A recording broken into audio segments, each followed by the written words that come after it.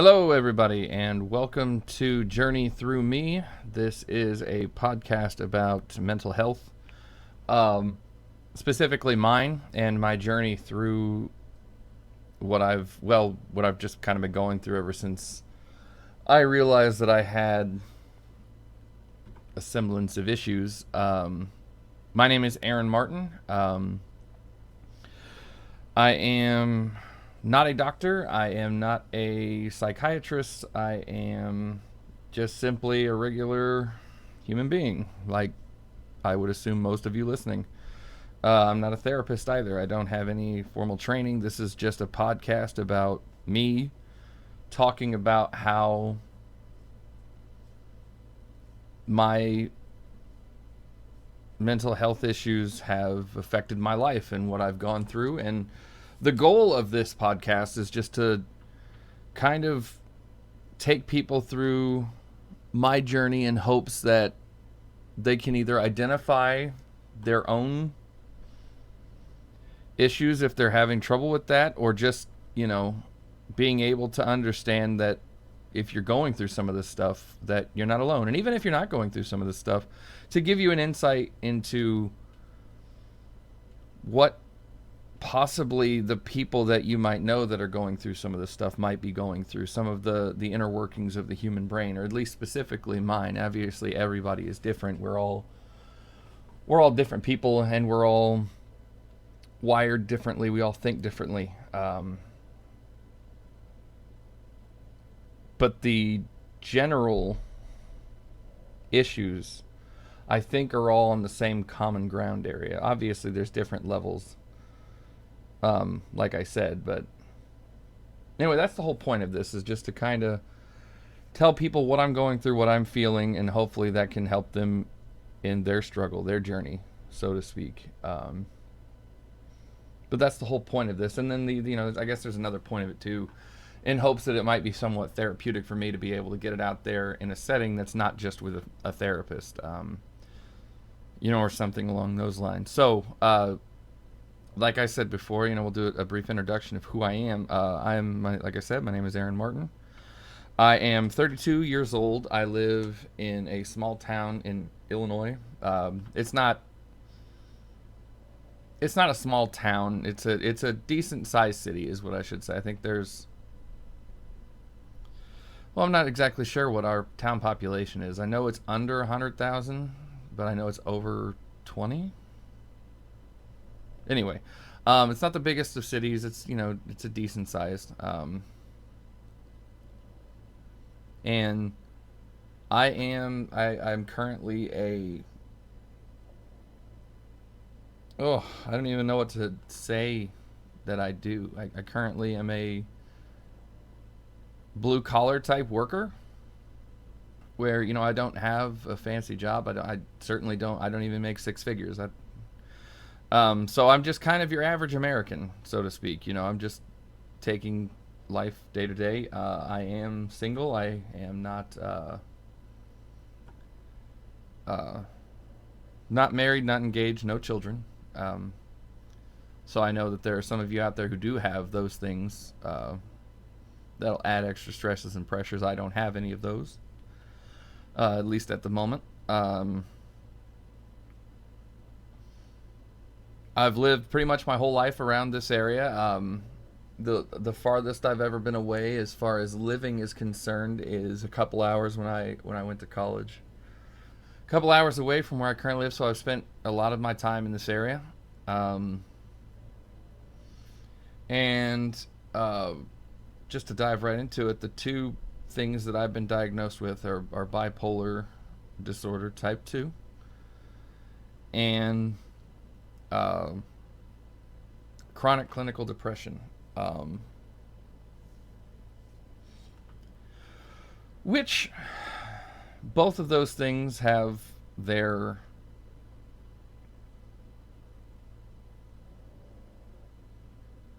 more out in front of you kind of, we'll say, stigmatisms that go along with it. Obviously the depression is, you know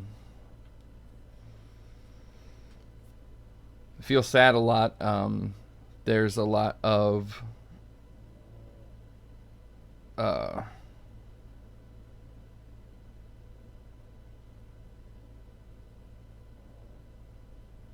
a lot of the kind of telltale signs that, reduced energy, um, severe lack of interest in things, diet changes constantly, overall mood, and then there's the bipolar, which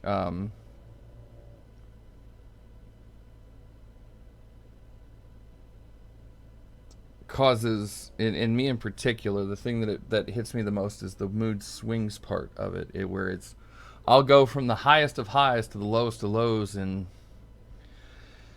split seconds. And when I'm manic, when I'm hitting that mania, I can stay. I'll be awake for, I don't even know. I can't even tell you how long I'll be awake for. I usually lose track of time, and I get hyper focused on stuff. And then when I hit my lows, it's well, it's debilitating, and I stay in those lows for a long, long, long time, and it can, obviously those kind of things will affect your everyday life and how you see things. So those are the two things that I've been diagnosed with, and those are the two things that um those are the two things that will cause the most things for me. Cause the most things for me. What am I trying to talk to you? uh, those are the two things that cause the most issues, as far as what I deal with. And then on top of that, and everything. In my opinion, these things are all compounded. Like, so the depression is one thing. The bipolar disorder is another, and then when you add on top of it life experience, that's usually where you get this perfect storm that people, that we refer to as mental health, where you have these crazy things, right? Where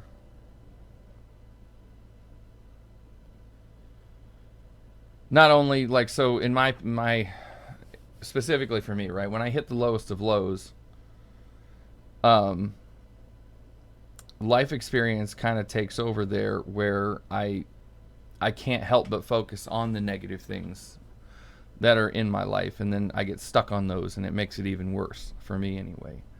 um so that's just kind of a bit of a background to what I've been diagnosed with medically. And um like I said before, this podcast is meant to just kind of take people through what it's been like for me. And one of the biggest topics that I want to talk about, and this is because I believe that it's so profound, but I still don't feel like there's enough information as far as inside the human perspective is concerned on this particular topic I'm about to tell you about, which is suicide. Uh, to give you my background on that, I have attempted suicide 2 times. I did it both times in ways that I thought I would go somewhat peacefully. Um, Obviously, I'm talking work, but um, and thankfully, I have to add, thankfully they didn't work. So the first time I swallowed a bottle full of pills, and this was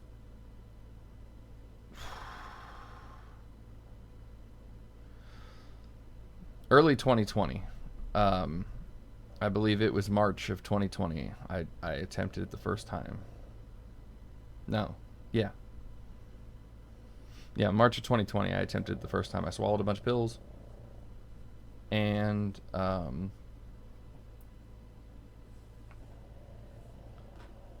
I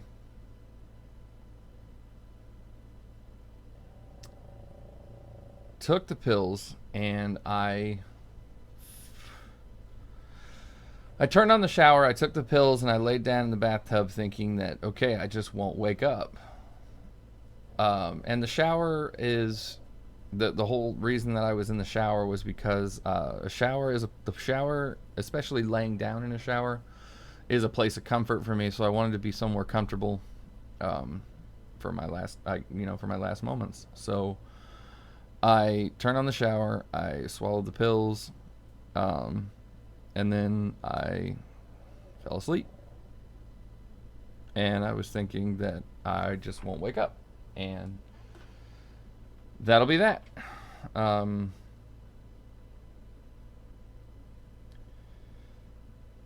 that's what I was hoping for. That didn't happen, thankfully. Um, what happened there is that I woke up and I had basic. I don't know how else to describe it. I just had goop all over me. I had thrown up a bunch apparently. I don't remember it. Um, but I, woke up and was exceedingly disappointed at the time. Um, I got.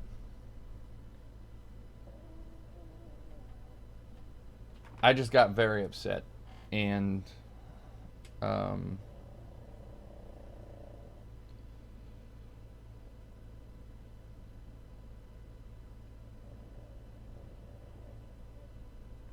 I couldn't believe that I was alive. After really trying to end it, and it took me a long time. Like to get into that for the most part. Like I before I decided to swallow the pills. I had gone back and forth on how I was going to do it. What would be the best way, and I didn't want anybody who was going to find me in a bloody mess or anything like that. Obviously, if someone were to find my dead body, it was going to be bad enough.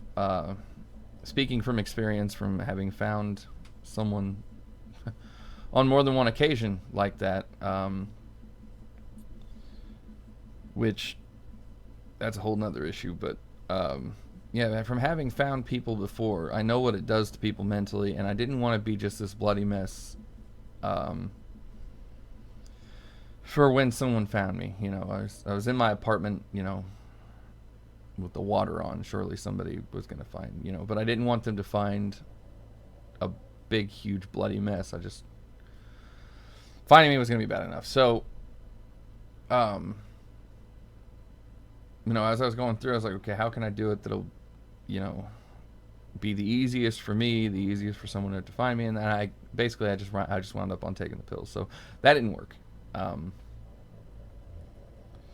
and when I woke up, I got so upset. Um,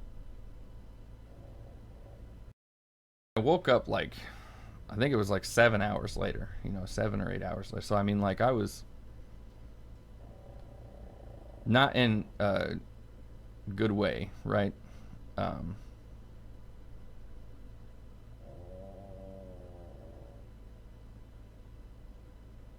yeah, not in a good way at all. So I cleaned myself up. I got up or whatever, and I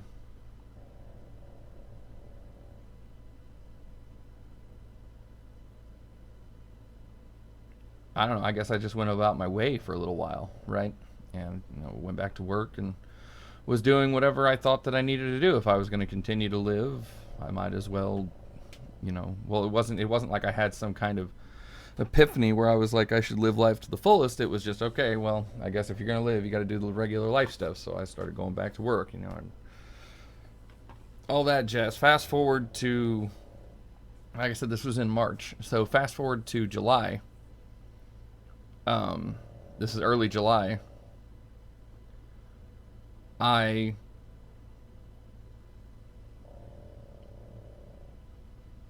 decided to try it again, and this time it wasn't pills. I was going to try to basically slowly strangle myself. So I rigged up something again in the bathroom where um,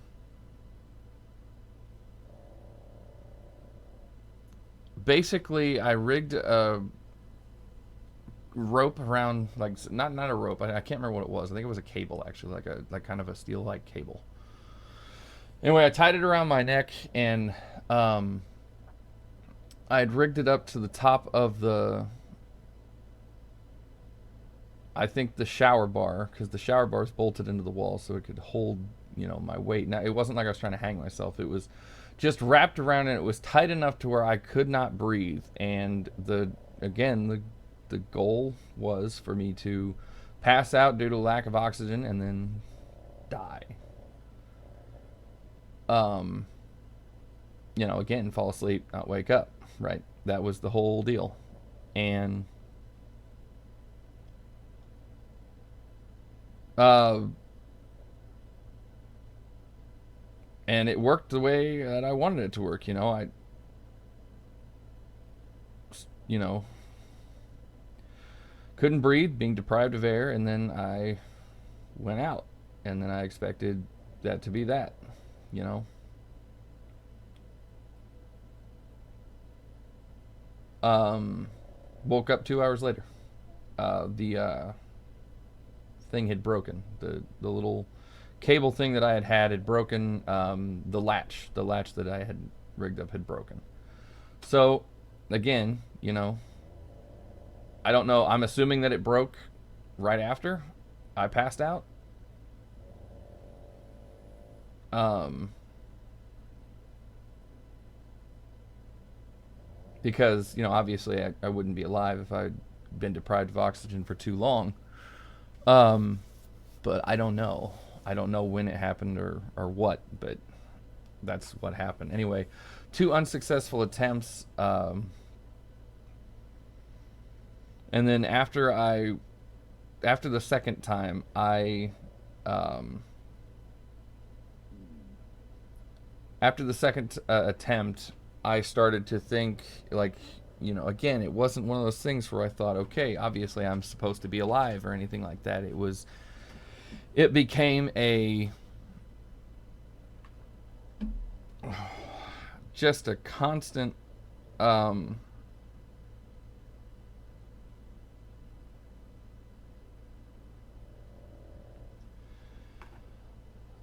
just a constant thought, my constant ever going thought. So die. Who cares how you do it? Just make sure it's going to stick this next time. And that thought kept growing louder and louder and louder and louder, to the point where, like, I couldn't even work. At the time, I was working at a place where I had to be on the phone with people, and I had to talk to them about certain things. And I was on the phone with a lady, and she was talking to me about an issue she was having with, the product we were selling. And I stopped her mid sentence. I said, "Ma'am, I don't even want to live anymore. Why am I talking to you about this?" And I hung up the phone. And then I emailed my boss and said, "Hey, I'm gonna go check myself into a facility. I don't know when I'll be back." Because that thought had gotten so loud that I had a choice, and that choice was either kill myself and make sure it happens, right? Like, no way it could not work, or go somewhere where I couldn't hurt myself. So I checked myself into a facility 3 days after that, after I had made sure that my dogs were taken care of and all that jazz. I checked myself into a facility, and um, that's where I was diagnosed with the bipolar disorder. Had never been diagnosed with that before. The depression had been a thing since I was 17. Um, but and I'm 32, like I said. I was 31 at the time. So I checked myself into a facility and was talking about it, with them there in the group sessions. And I remember thinking while I was in the facility that I didn't want to talk, right? I didn't want to go through I didn't want to go through the group processes because I was in there with people who wanted to get better, and I was only in there because I knew I didn't want to die, but I also didn't care about getting better, so to speak. Like, I just wanted to live in my dark existence, so to speak. I don't know how else to put that. I just wanted to live in my shame, sorrow, and because it was comfortable. You know, it was comfortable being there. As weird as that sounds, like as horrible of an existence as it is, it's comfortable because you know what's going to happen. If all you're ever expecting is bad things, in this world in particular, you're never going to be disappointed. Bad things happen literally daily. So you'll never be disappointed, ever. So that's what I had on my mind, was just I don't really want to get better, and I didn't want to talk to the other people because I was in a room full of people who were trying to get better. They're trying to get out of this place, and the only way they can do that is by doing this group therapy and learning from it. And I didn't want to say anything because I was in such a negative place that I was like, anything I say is going to be negative, so I don't want to talk. And the people there were, you know, after a day or so, because I would still attend the meetings because you kind of have to. I mean, you don't have to, but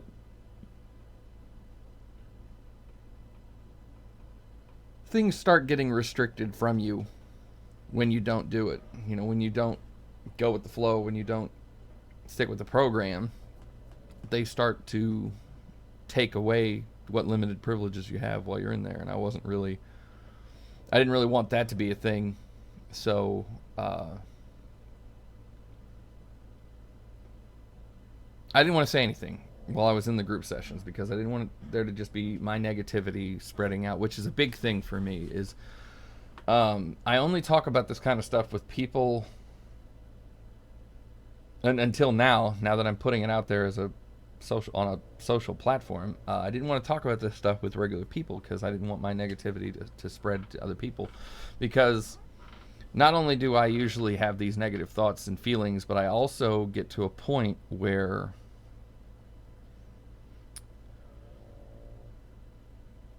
I don't know how else to put. I don't know how to put. I guess I'm articulate enough to make my feelings make sense. I usually can find the right words to describe how I'm feeling when it comes to feeling terrible, right? When it comes to feeling bad. Um, and unfortunately, you know, like that can lead to things making sense, which when you're being messed with by, you know, chemical imbalances of depression and things of that nature, you know, it's not supposed to make sense. It's an imbalance. There's not supposed to be any logical flow to it, but I always seem to be able to make it. And I didn't want, even though to the regular person who doesn't feel this way, and I shouldn't even say that, it's not regular person, but to the person who doesn't feel this way, it would make no sense, right? But if you're struggling at all, it would make perfect sense. And I'm in a room full of people obviously struggling, and I didn't want my negativity to make sense to them, to the point where they don't see light like I don't. You know, there's well, we'll go into that later. I don't want to go too far into that because my brain will just go with it, and I'm trying to make a point anyway. My whole thing is that I didn't want to talk too much because I didn't want my negativity to spread. And you know, the people there, they kept saying, you know, there's nothing you can't, you know, we're here to talk. You're here to get your feelings out there, you know. So you've got to talk. So I started talking, and the more I talked, it did exactly what I thought it was going to do. You know, and the negativity spread, and people started, oh, that makes sense, and that makes sense, and they were saying it out loud. Oh, that makes sense now. Oh, that makes sense. And I'd go, oh, that's not. I don't want it to make sense. You know, I don't want to make anybody else's life worse. I just want. I don't know. I guess I was just going there because I wanted to. I guess I just wanted them to give me some kind of medication and not make me feel anymore, and so I could go on living for the sake of other people. But not living in a sense of an actual life, just being alive for the sake of people who didn't want me to die is the reason I was there. So I was looking for them to give me some kind of brain numbing medication to where I wouldn't be able to think or feel. I'd just be able to walk through life. That's kind of, I guess, what I was going for. Um, and that's not what I got. Uh, I mean, truth be told, I think the only reason that I'm not still in a facility to this day is because my insurance only approved 6 days. So, you know, that's just kind of the way that works. Anyway, that and I really wanted to get out of there. I did not enjoy my time in there. Having all those freedoms taken away and having all the restrictions on what I can and can't do, not being able to have my phone, not being able to, watch TV past a certain time, having nothing in my room to be able to do. I was not. It was not an environment I wanted to be in. That's for sure.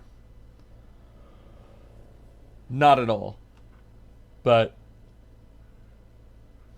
I was in there for a reason, and that reason was because I would I would have figured out a way if I wouldn't have been under that close of supervision, even for just those short 6 days. I would have been actively trying to find a way to kill myself, and I didn't want to die, as it turned out. Um, which I found that out pretty quickly once I got in there. Um,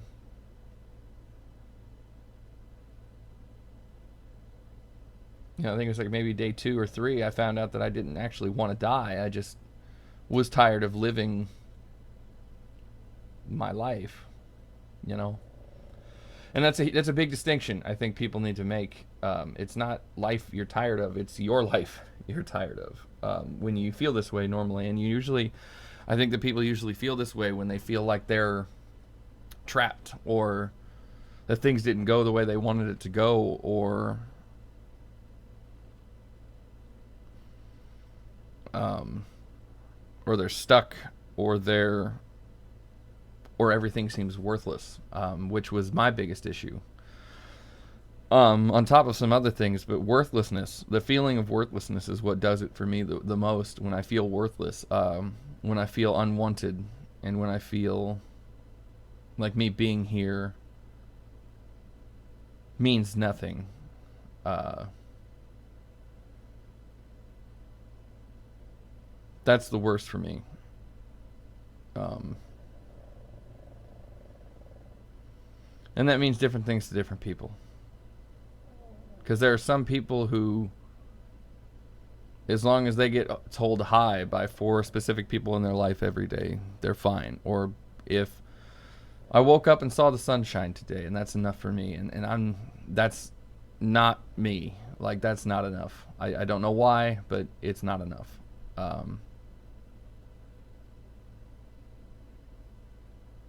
The thought of waking up every day for the rest of my life and going to some job that I hate, and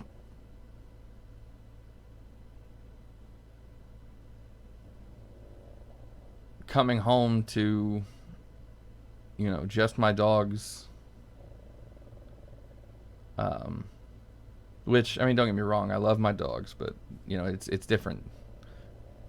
um it's different than coming home to an actual companion, um who can talk with you and laugh with you and yada yada. I'm not going to get into it, but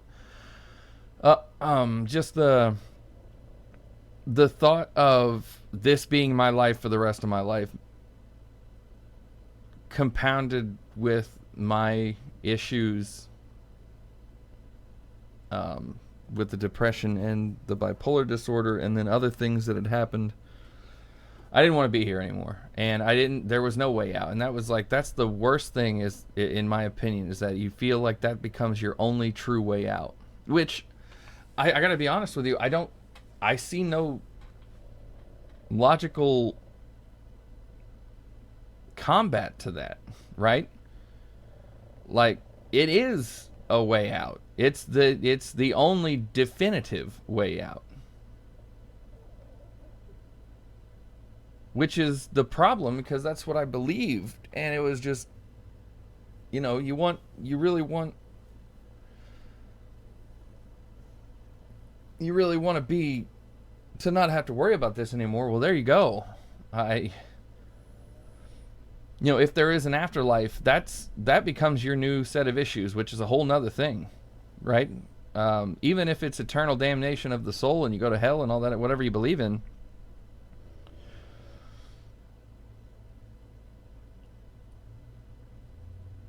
uh, that's still a different issue than you're dealing with now. I mean, it would be eternal, but it's a definite, that'd be. But if you believe that there's nothing after this life, then I mean, it's obviously a way out, right? Then you don't have to worry about anything at all ever again. And the way the world works is that people might miss you for a little bit, and there might be people who even miss you beyond a couple of months. But I mean, the world keeps on a turning, and people keep going on their day-to-days, right? Like that's just the hard truth of it. I know that people don't like it when I say that. My therapist hates it, my family hates it, my friends hate it, but it's the truth. you know I've lost people. I've found people dead in my own house even. And these weren't people that I barely knew. The person that I found in my house, like, is one of my best friends. That's somebody I miss dearly. But I mean, I would be lying if I said he came, like, if his death has impacted my everyday, day to day in a huge way where it's just crippling. That's just not the way it works. People move on, and because they have to. That's the whole world keeps spinning whether you're here or not. And that was where I had come to. That I felt so much that I didn't matter, and honestly I didn't want to matter. That I was like, okay, I'm going to kill myself, and that'll be that. Which is not how I actually felt. It's not what I wanted to do, really. Once I was able to actually break it down with the help of my therapist and medication and the like. But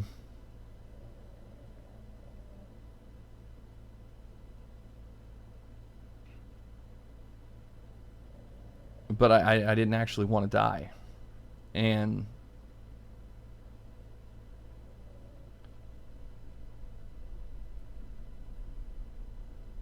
it's such a profound thought that things that might be able to be changed by the smallest of changes in your life, it's like working on something for hours and not being able to figure out, and then you either take a break and come back, or you bring in a new fresh pair of eyes and they're able to find it for you. It's kind of like that in my sense with suicide, is that once I was able to get out of that constant mindset of you want to die, you want to die, you want to die, you want to die, I was able to look at it and go, I don't want to die. I just can't keep doing what I'm doing. I can't keep living this way, and I need to figure out how to change that. And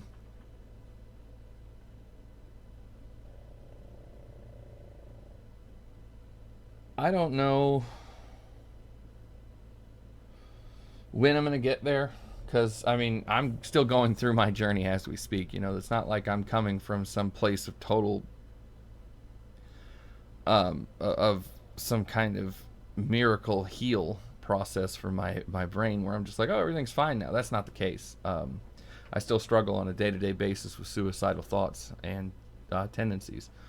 And there are two different types of suicidal thoughts for me. I don't know how it is for anyone else, but for me, there's two types of suicidal thoughts. There's active and passive, and passive are the ones that I deal with every day. I could kill myself, and then that thought doesn't linger for too long. It's just kind of a passing thought, and then away it goes, and it kind of comes and goes all day. But it's a passive thought. It's not active. There's no actual thought process behind it. It's just, well, we could just kill ourselves, and then that goes away. Um, then there's active thoughts, and the active thoughts are the ones where I actively think about you should kill yourself. Not you could, but you should. And not only should you do it, but this is how you should do it, and this is when you should do it. You should do it now because who really gives a damn? Or you should do it after this event because you don't want to let this person down or that person down or whatever, whatever goes into it. But it's an active thought. It's a physically time demanding active thought to do it. And that I struggle with maybe at least once a week, if not more. Most days it's passive, but at least once a week, twice a week, whatever it is that week, I struggle with that thought.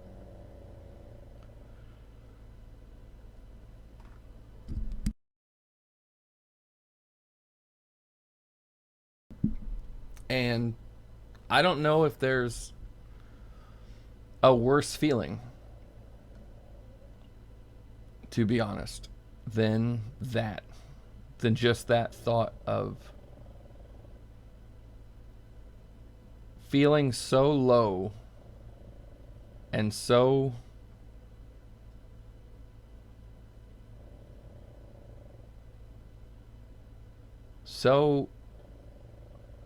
alone and unimportant that if you just faded away,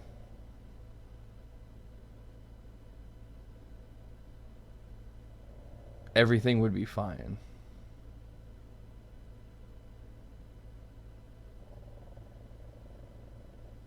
And it was, well, it's horrible. I don't know how else to put it. It's horrible. It's a really terrible process to go through.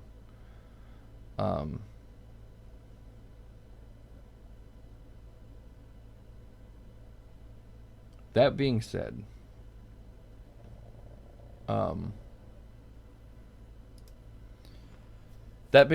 I don't, I fully acknowledge, I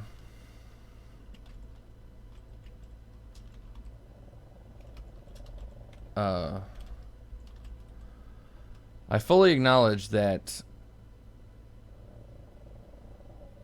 that's not true, right? Like, I fully acknowledge that it is not the truth that I am worthless, but, or unwanted, or any of those things that I feel.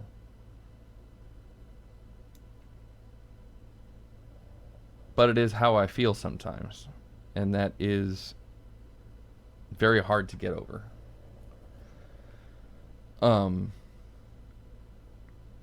And I fully acknowledge that a lot of this is just my brain playing tricks on me due to issues and whatnot and what have you. But life is worth it.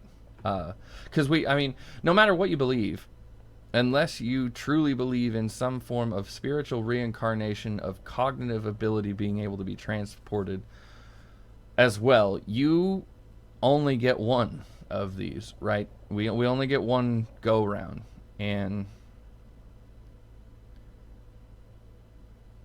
to end it early,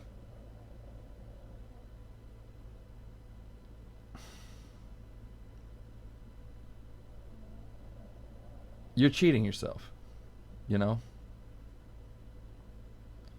And I'm saying this right now, and I promise you, maybe even later on today or tomorrow or whenever, I'll do a complete 180 on this thought where I'll think I'm not cheating myself, I'm reprieving myself. I know that thought will come, but the reality is that you're cheating yourself if you end it early. And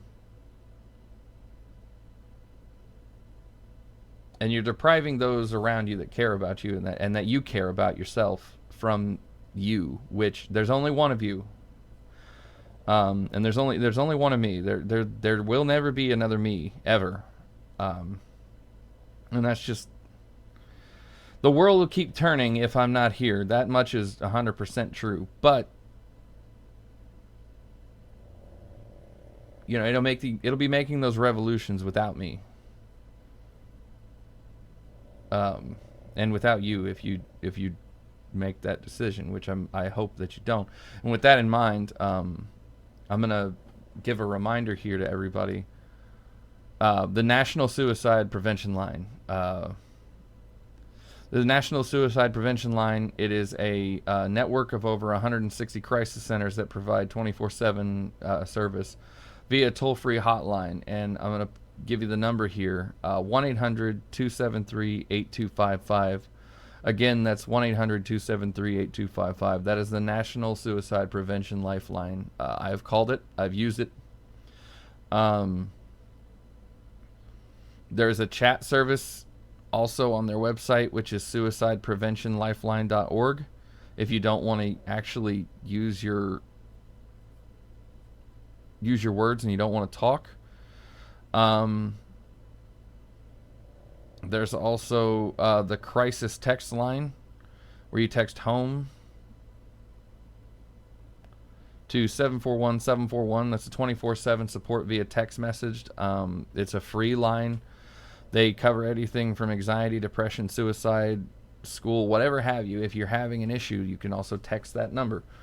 Again, you text home to 741-741, or you can do the suicide hotline. Like I said, I'm going to give that number again, 1-800-273-8255. You are worth it. So, and no, I'm not sponsored by any of those. That's just me plugging that, so the information's there. If you're listening to this and you feel the need, if you're feeling any of these kind of ways that I was talking about, use these resources to help yourself, because it's man, you get one, and I mean, I wish that I could tell this to myself and believe it on a daily basis, but you only get one, and it's worth living. So I just wanted to share those two resources with you, so that way, if you are feeling this way, you can utilize those resources. And number one, and another thing about this, just to know you're not alone. There are people who go through the same thing.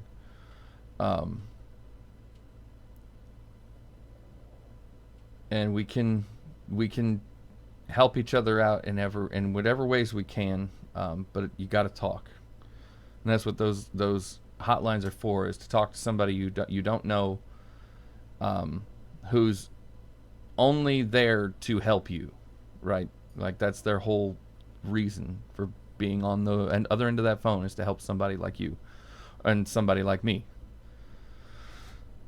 from doing something that they don't really want to do, but they don't know what else to do. Which I think is the biggest cause of suicide, is that feeling of trapped and hopelessness. So utilize those if you're feeling that way, and get the help you can get. I did, and I don't regret it. I've never once regretted going and getting the help, or calling the hotlines, or doing whatever I needed to do. I've never regretted it.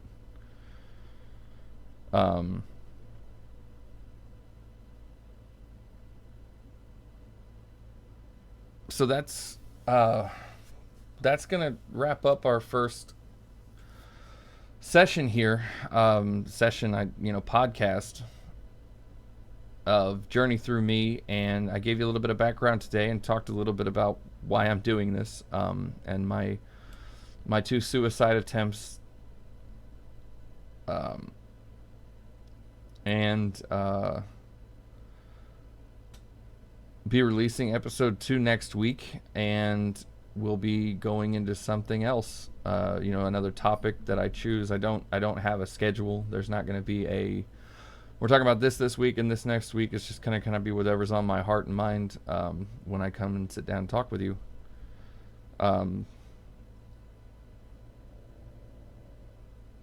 So yeah, we'll release next week. Probably also on Thursday. It is the 15th of July, this is actually the 1-year anniversary of my second attempt.